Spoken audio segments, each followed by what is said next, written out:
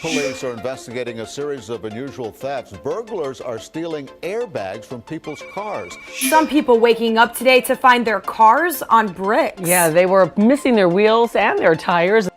Trucks are now stealing tailgates from the back of pickup trucks.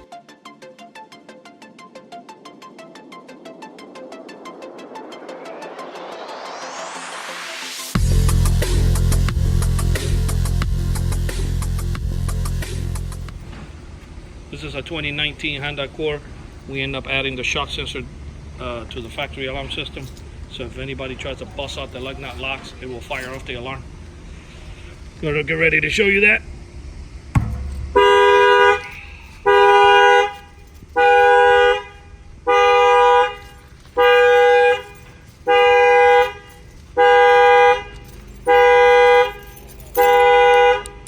The alarm fires off. Yeah, this is added to the factory alarm system, so there's no need to carry another remote control around. And if they bust out the keyhole, I will fire off the alarm too as well. Normally, and this car gets targeted a lot for rims and the airbags. That's pretty much it. This shock sensor add-on was installed here in Fort Lauderdale by Auto Alarm Specialists. Our number is at 305-298-4814.